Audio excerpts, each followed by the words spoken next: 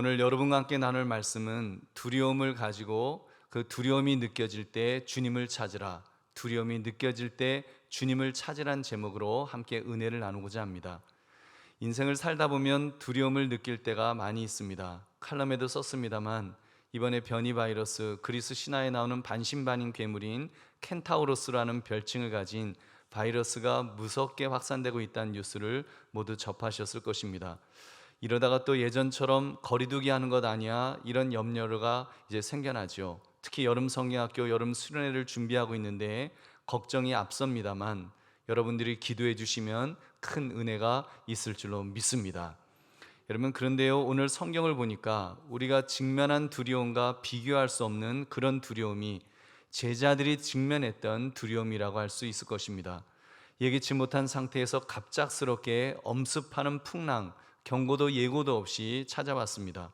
천둥과 함께 시꺼먼 그 구름이 몰려오더니 폭풍이 몰아쳐 왔습니다. 바로 그때 바다 위에 떠 있는 인간은 얼마나 공포에 사로잡히게 될까요? 거센 바람이 부는 길목에서 패대기 쳐지듯이 바닷속으로 던져질 때는 이제 꼼짝없이 죽었구나, 이런 공포를 느끼지 않을 수 없었을 것입니다.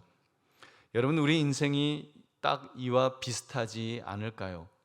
우리가 만약 이러한 두려움을 느끼게 된다면 여러분, 우리가 어떻게 해야 되겠습니까? 오늘 말씀 두려움이 느껴질 때 주님을 찾으라, 이 제목을 가지고 주님을 통해 두려움을 극복하시는 길을 찾으시는 이 시간 되시기를 주님의 이름으로 축원합니다. 제자들이 예수님과 함께 배를 타고 가다가 풍랑을 만났다고 했습니다. 처음에는 자기들 힘으로 감당할 수 있는 일인 줄 알고 그 풍랑을 이기려고 애를 썼죠. 근데 이길 수 없게 되니까 이제 그 문제에 함몰되어 버렸습니다. 죽게 되었구나, 이 절망감이 몰려왔을 것입니다. 그나마 그들은 예수님을 기억해내고는 곤물에서 곤히 주무시고 계시는 예수님을 찾았습니다. 소리치며 예수님을 깨웠습니다. 우리가 죽게 된 것을 예수님 돌보지 아니하시나이까? 원망 섞인 목소리로 예수님께 도움을 청했습니다. 그리고 예수님께서는 말씀으로 풍랑을 꾸짖으셨습니다. 잔잔하고 고요하라. 그러자 바다가 잔잔해지는 기적이 일어났던 것입니다. 할렐루야. 여러분, 우리는 오늘 말씀을 통해 믿음에 대해서 생각해 보고자 합니다. 예수님을 믿는다고 하면서 또 예수님을 믿는 사람답게 여러분 산다고 하면서도 그렇게 살지 못하는 그런 우리의 모습, 한마디로 전능하신 하나님이신데 우리는 작은 위험, 작은 위협, 작은 그런 어려움 앞에서도 얼마나 두려움에 사로잡혀 떨면서 사는지요. 여러분, 그 원인과 해결책을 우리 한번 찾아봅시다. 여러분, 첫째로 예수님을 믿되 제한적으로 믿는 경향이 있습니다. 우리가 예수님을 제한적으로 믿게 되면 우리는 두려움에 사로잡힐 수밖에 없을 것입니다. 제자들이 지금 보면 그렇습니다. 제자들은 예수님과 함께 있었습니다. 그들은 이미 예수님께서 기적을 행하시는 것을 보았던 사람들입니다. 귀신 들린 사람을 고치시는 것을 보았고, 나병한 자를 깨끗하게 하시는 것을 보았고, 중풍병자를 고치시고, 손 마른 사람을 낫게 하시고, 베드로의 장모의 열병을 순식간에 고치시는 것을 그들은 목도했던 사람입니다.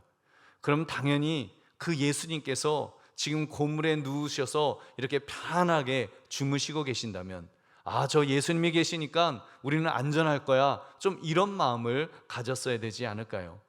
여러분, 우리 같으면 예수님이 함께 배를 타고 계시다고 한다면 아마도 저 같으면 그럴 것 같아요. 예수님이 있으니까 안전해. 그리고는 마치 롤러코스터를 타듯이 그렇게 그 풍랑을 오히려 즐겼을지도 모르겠습니다. 그러나 그것은 우리가 예수님이 하나님의 아들이심을 확실하게 믿고 있기 때문일 것이고, 더구나 이 사건의 결말까지 다 알고 있기 때문일 것입니다.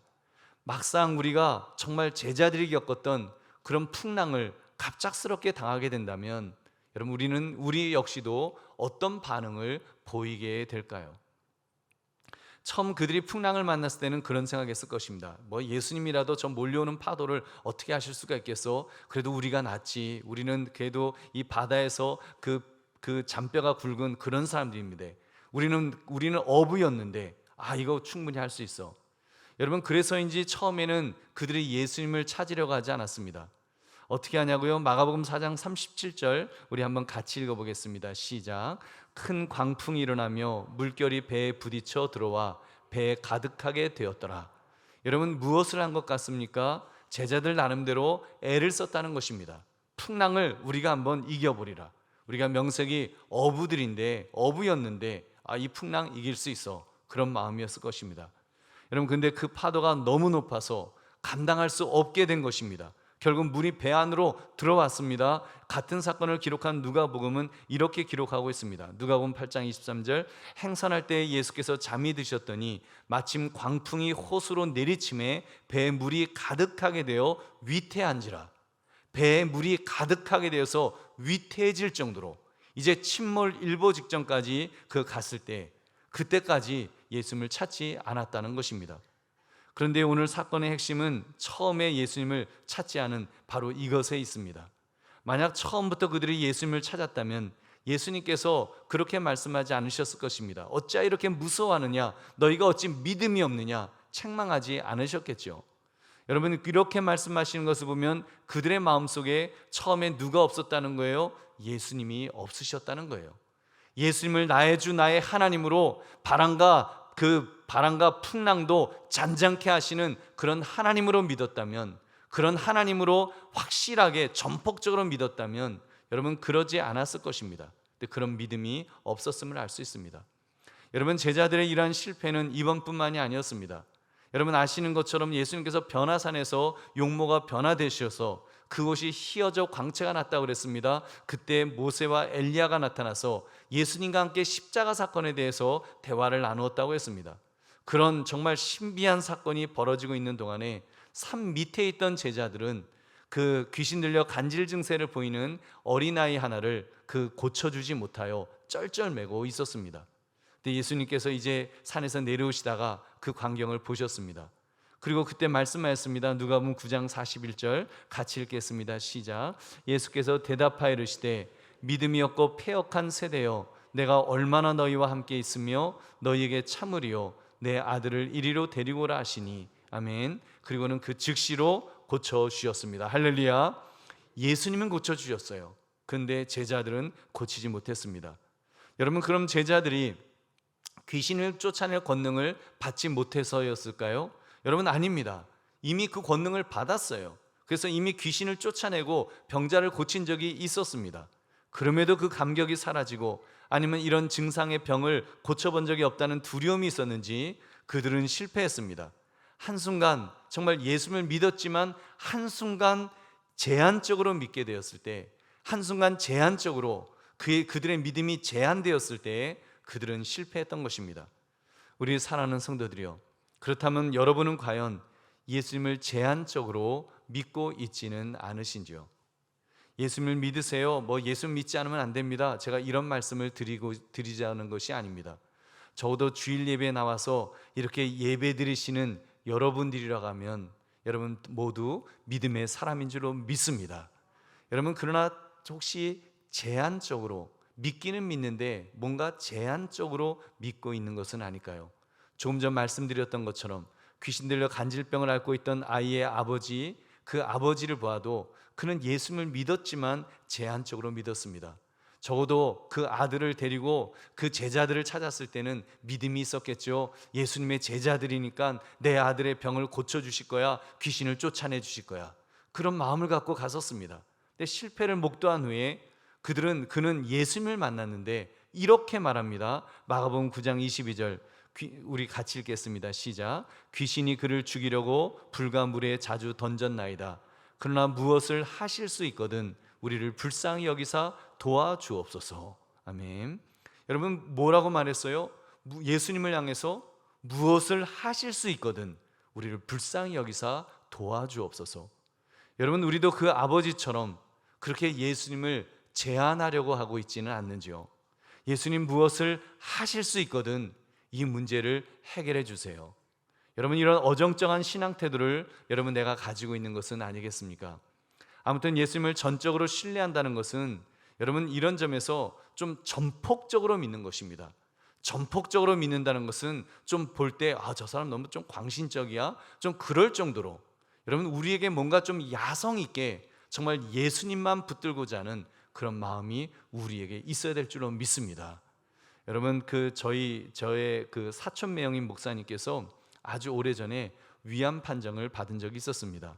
굉장히 기도 많이 하시는 분이세요. 그래서인지 그 사촌 매형이 나는 수술 안 받을 거야, 나는 기도해서 고칠 거야 하고 수술을 안 받았어요. 여러분 어떻게 되었을까요? 그 병이 나았을까요? 여러분 병이 더 악화됐어요. 그래서 결국은 수술을 받았습니다. 그래서 지금은 그 건강하셔서 목회를 굉장히 잘하십니다. 근데 저는요, 그분을 보면서 그런 생각이 들어요. 그 지금은 교계의 큰 어른이 되어서 얼마나 영향력을 끼치면서 그렇게 훌륭하게 목회하시는지 모릅니다. 전 그런 생각이 드는 거예요. 저분 그 수술을 받았으니까 실패했지, 그런 마음보다는 저분은 정말 그 믿음의 어떤 그 결단이, 그 믿음의 야성이 정말 어마어마하구나. 그러니까 참 하나님께서 그를 귀하게 여기시고 그렇게 쓰시는구나라는 것을 이렇게 느꼈습니다. 그래서 저는 그런 믿음을 가졌으면 참 좋겠다, 이런 마음입니다. 물론 제가 만약 위암 판정을 받는다면 저는 바로 수술 받을 것입니다. 바로 수술 받을 것이지만 기도하면서 받겠죠. 다만 여러분 그 정도로 기왕 믿으려면, 여러분 그 정도 좀 그렇게 암이 걸렸는데 수술 받지 마세요, 그 얘기 절대로 아닙니다. 수술 받으라고 저는 권면할 것이고 저도 수술 받을 것입니다. 나 적어도 그 정도의 야성, 그 정도로 나는 수술 안 받아도 하나님이 고쳐주시오라고 그렇게 말할 수 있을 정도로의 여러분 그런 야성이 우리에게 있어야 될 줄로 믿습니다.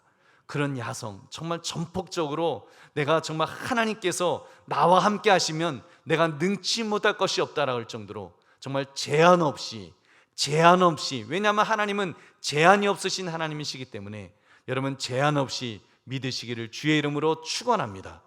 여러분 제한 없이 믿으니까 사드락 메삭 아벳느고는 풀무불에 들어가서도 살 수 있었습니다. 다니엘 역시도 제한 없이 믿으니까 사자굴에서 죽지 않는 기적을 체험했습니다. 사자굴에서 죽지 않은 것이 중요한 것이 아니라 여러분 그렇게 제한 없이 믿으니까 그런 위대한 하나님의 사람이 된 줄로 믿습니다. 여러분 그러므로 기억합시다. 어떤 형편 어떤 처지에서도 우리 주님을 제한하지 않고 믿겠노라고 결단하시기를 주님의 이름으로 축원합니다. 두 번째, 두려움에 빠지게 되면 예수님의 존재 자체를 잊어버릴 수가 있습니다. 여러분 두려움에 빠지게 되면 자칫 예수님을 단기간 망각할 수가 있습니다. 그럼 아무것도 안 보이게 됩니다. 앞이 캄캄해질 테니까요. 앞이 캄캄해지면, 그래서 두려움에 점점 더 사로잡히게 되면 그때는 처한 문제보다 오히려 더 큰 두려움에 사로잡히게 됩니다. 결국 절망에 여러분 빠지게 될 것이고 결국 두려움에 이렇게 먹혀버리는 것입니다. 여러분 제자들이 지금 얼마나 절망했을까요? 바다는 그들이 평생 잔뼈가 굵은 놀이터였습니다.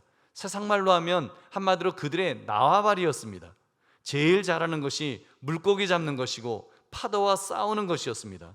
근데 죽게 되었다는 생각이 들었으니 포기할 상황까지 간 것입니다. 그래서 절망한 것입니다. 여러분 제자들이 예수님을 깨우며 했던 말 가만히 한번 들어보십시오. 우리 마가복음 4장 38절 같이 읽겠습니다. 시작. 예수께서는 고물에서 베개를 베고 주무시더니 제자들이 깨우며 이르되 선생님이여 우리가 죽게 된 것을 돌보지 아니하시나이까 하니, 우리가 죽게 된 것을 예수님 모른 척 하십니까? 지금 그렇게 원망한 것입니다. 저는 이것은 믿음의 기도, 정말 이들이 믿음의 기도를 했다 이렇게 보이지는 않습니다.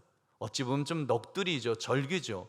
그렇기 때문에 예수님께서 그들을 향해서 너희가 어찌 믿음이 없느냐라고 책망하셨던 것입니다. 여러분 저 역시도 요즘 그 코로나19 이것으로 인해서 낙심이 됩니다. 제게는 코로나19가 폭풍이요 풍랑이요 두려움입니다. 저는 세상적으로 잘하는 것이 별로 없는 사람입니다. 제가 그래도 제일 잘하는 것이 있다면 목회입니다. 이 목회를 20대 중반부터 지금까지 근 35년 동안 그래도 목회를 제법 했다고 생각을 합니다.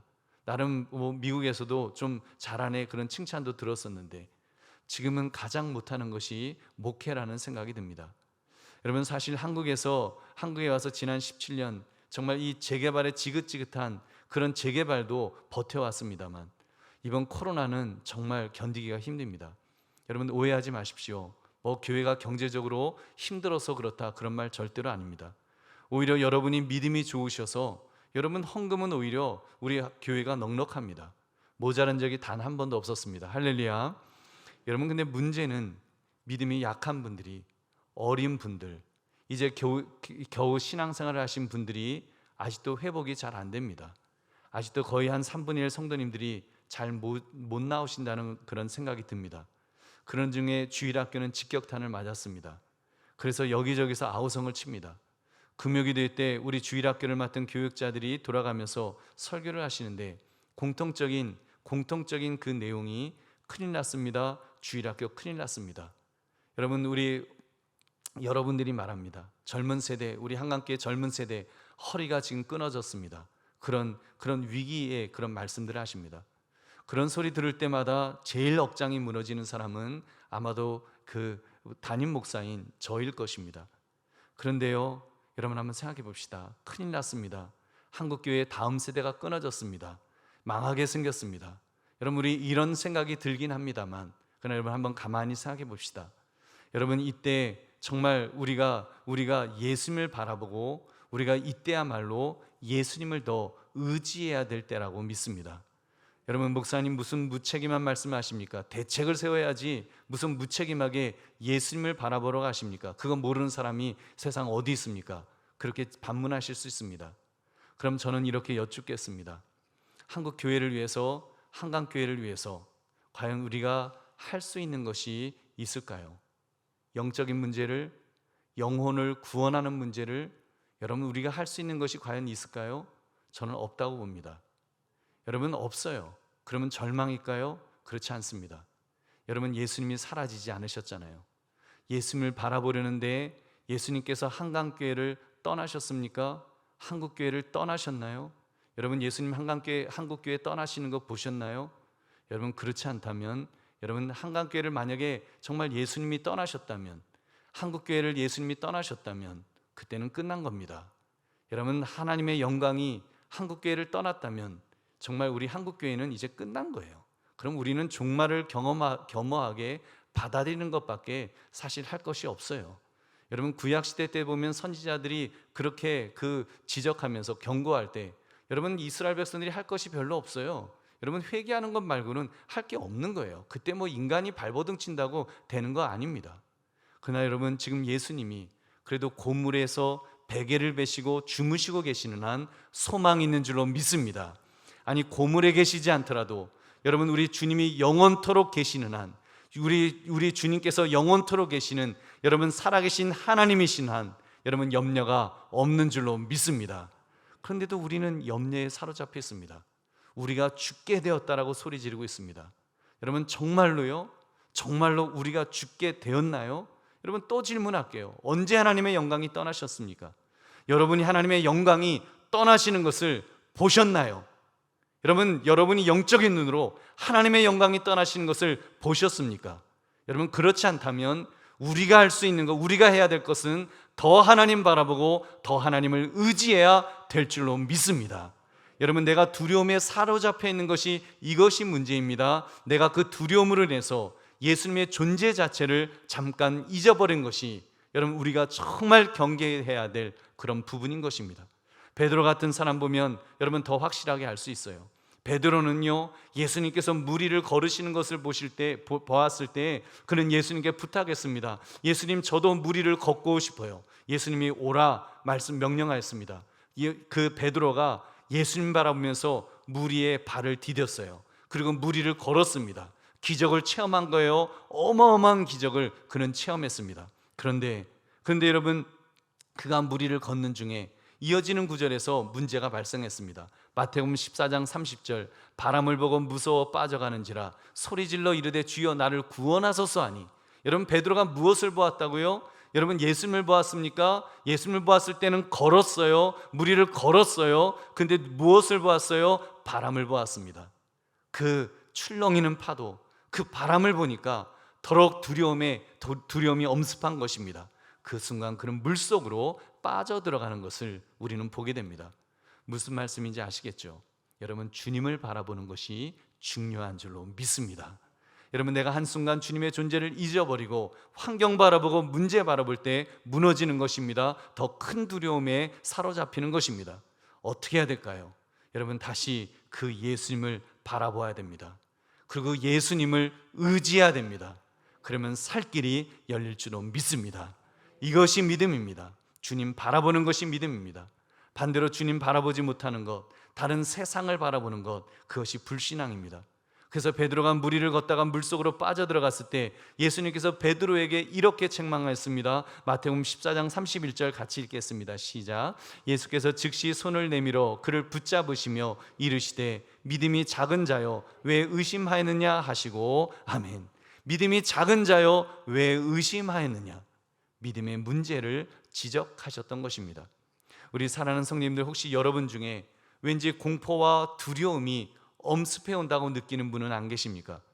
원인이 알 수 없는데 마음이 막 두근두근거리고 이러다가 큰일 날 것 같고 이러다가 망할 것 같은 그런 두려움을 느끼시지 않으십니까?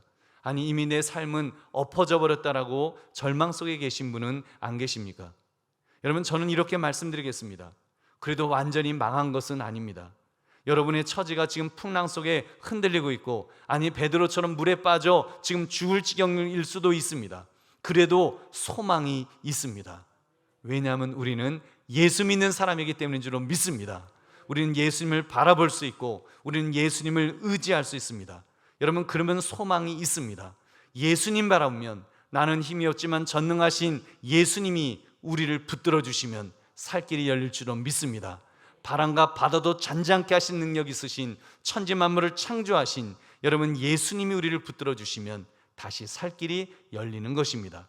그러므로 어떤 처지에서도 예수님의 존재 자체를 느끼며 실제로 나와 함께 걸으며 동행하고 계시는 우리 주님을 의식하며 사시기를 주님의 이름으로 축원합니다. 세 번째, 그것이 바로 두려움에 사로잡혀 있다 할지라도 주님을 찾으면 살 길이 열리는 원리입니다. 여러분, 이 말씀을 잊지 맙시다. 믿음은 이 진리를 기억해내는 것입니다. 언제요? 힘들고 어려울 때요. 문제 속에 함몰될 수밖에 없을 정도로 엄청나게 큰 문제가 나를 삼키려고 할 때, 여러분 그때 말입니다. 그때야말로 여러분 우리가 주님을 찾아야 될 때인 줄로 믿습니다. 주님을 바라보며 주님을 의지하는 것, 그것이 주님을 찾는 것입니다. 제자들은 그렇게 예수님을 기억해내었습니다. 그리고 예수님을 깨웠습니다. 예수님, 예수님. 근데 원망 섞인 말이었어요. 죽게 된 것을 돌아보지 아니하시나이까. 여러분, 여기서 우리가 짚고 넘어가야 될 부분은 그들이 주님을 찾은 것을 그래도 그 믿음의 기도였다라고 우리가 조금은 볼 수가 있습니다. 여러분, 믿음의 기도가 아니었다면 예수님을 찾은 이유가 설명이 사실은 잘 안 되죠. 예수님 목수의 아들이셨는데 배가 파손되는 상황에 목수의 아들에게 도움을 청하는 것은 이렇게 납득하기 힘든 일입니다.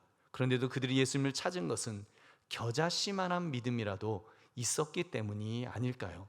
물론 큰 믿음은 아니었기 때문에 예수님의 명령에 바람이 그치고 풍랑이 잔잔해진 것을 보고는 그가 누구에게 바람과 바다도 순종하는가 이렇게 반문했습니다. 그들의 믿음 점수는 사실 낙제점이었습니다. 우리야 특별계시의 완성으로 쓰여진 성경을 가지고 있으니까 이 예수님을 100% 믿을 수 있습니다만, 예수님이 하나님의 아들이심을 믿을 수 있습니다만, 아직 제자들은 작은 믿음을 가지고 있었습니다. 책망들을 만한 믿음이었습니다. 그럼에도 그들이 주님을 찾았을 때 기적이 일어난 줄로 믿습니다. 여러분, 우리는 오늘 말씀을 보면서 한 단계 높아진 신앙적 결단이 필요하다는 것을 알 수 있습니다. 두려움에 사로잡혀도 마지막이라도 주님을 찾을 수 있겠구나, 이렇게라도 은혜 받는 것이 안 받는 것보다는 낫겠지만요, 그러나 기왕 신앙생활을 하려면 여러분 주님으로부터 책망 듣는 신앙생활을 하면 안 되지 않겠습니까? 여러분, 제자들이 처했던 상황을 여러분이 한번 상상의 날개를 펴시면서 한번 시뮬레이션을 한번 해보십시오. 만약 여러분이 배를 타고 제주도를 가다가 배가 바닷속으로 빠져들어간다고 한번 가정해 봅시다. 막 사람들이 아우성을 치겠죠. 이제 죽었다고 아우성을 치겠죠. 여러분, 그때 물론 우리 예수 믿는 사람들도 처음에는 무서움에 사로잡힐 수 있습니다. 벌벌 떨 수 있어요. 여러분, 그러나 여러분 믿음의 사람이라면, 이내 목숨이 위태로운 상황이라면 예수님의 존재를 기억해 내어야 합니다. 여러분, 제자들도 마찬가지였습니다. 풍랑이 몰아쳐 죽게 되었다면 오히려 예수님을 바라보면서 위안을 얻었어야죠.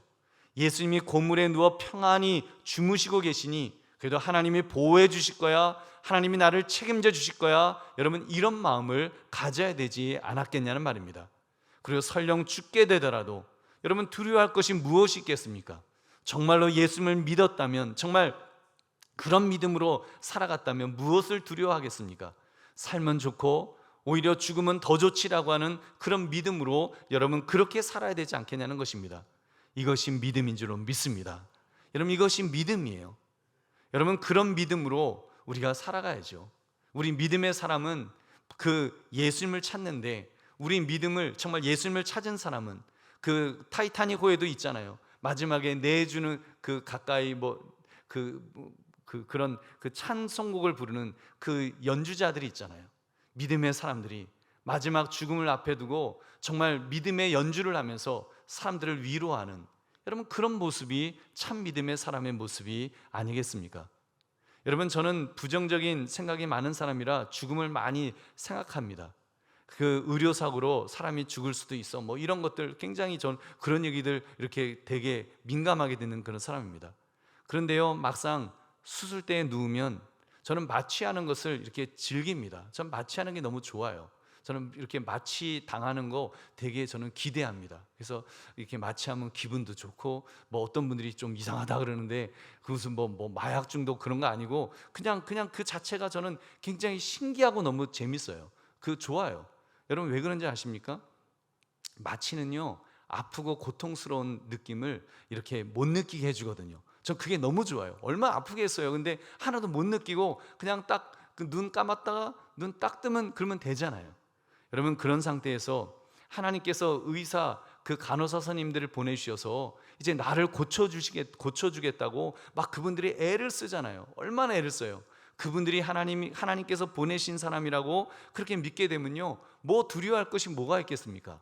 그렇게 마취를 딱 하고 나면요 뭐 수술이 뭐 1시간이 되든 10시간이 되든 어찌 됐건 하여튼 뭐 이렇게 할 거 아니에요. 했는데 눈을 딱 떴어요. 눈을 떴는데 병원이면 여러분 의사 선생님을 통해서 잘 고쳐주셨으니 감사한 일이죠. 근데 눈을 딱 떴는데 병원이 아니에요. 그럼 어디예요? 천국이에요. 그럼 여러분 고통 없이 안 아프게 죽었으니 그 또한 감사한 줄로 믿습니다. 여러분 우리 예수 믿는 사람들은 그런 사람이에요. 삶은 좋고 죽음은 더 좋은, 여러분 그래서 죽음을 뛰어넘을 수 있는 그런 사람이 우리 예수 믿는 사람인 줄로 믿습니다. 근데 예수님께서 제자들에게 책망하신 이유는 바로 이런 이유입니다. 예수님의 제자라고 하면서 예수님이 배에 함께 계시는데 두려움에 사로잡혀 있는 모습이 얼마나 비겁해 보이는지요.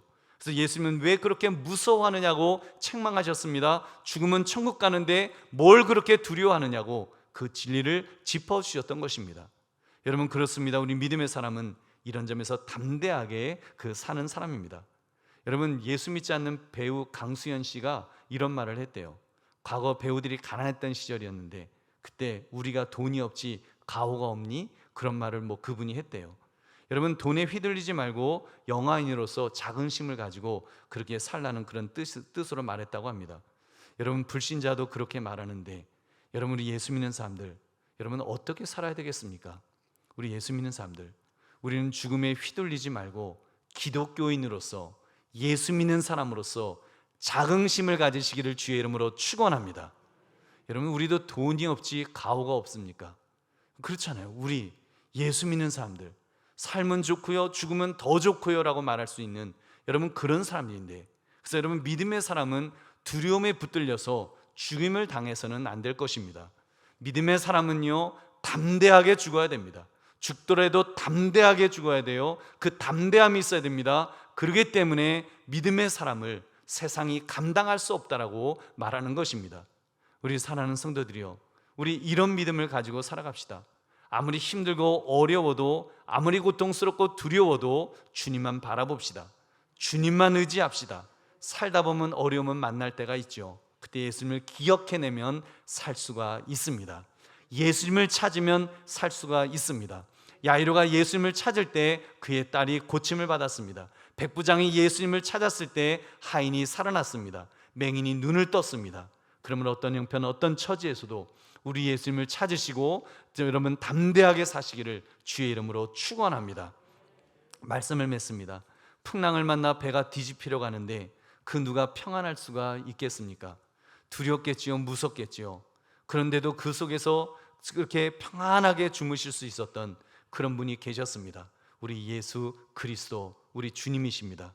예수님은 우주 만물의 주관자시니까요, 창조주시니까요, 죽은 자도 살리시고 그리고 바람과 바다도 잔잔케 하실 수 있는 그런 분이시니까 그 주님이 함께 하심을 여러분 우리도 그렇게 느끼며 살아갑시다. 주님만 바라보고 주님만 의지합시다. 그러면 주님께서 구원해 주실 것입니다. 설령 죽더라도 천국 갈 수 있다고 하는 믿음으로 담대하게 살 수 있게 붙들어 주실 것입니다. 여러분 이 정도의 믿음의 장부로 그렇게 살아가야 합니다. 믿음이 작은 자라고 책망되는 것이 아니라 에스더처럼 다니엘처럼 믿음의 가오를 지키면서 정말 믿음의 가오를 가지고 살아갔던 그런 믿음의 선배들처럼 여러분 그렇게 우리도 살아갑시다. 그럼 예수님께서 함께 주실 것입니다. 바다를 잔잔케 하신 것처럼 우리 인생의 풍랑도 잔잔케 만들어 주실 줄로 믿습니다. 그 놀라운 기적을 체험하며 주님 바라보며 주님 의지하며 여러분 정말 우리 그 믿음의 가오를 정말 믿음의 어떤 그 가오를 지키면서 그렇게 담대하게 살아가시는 저와 여러분 되시기를 주님의 이름으로 축원합니다.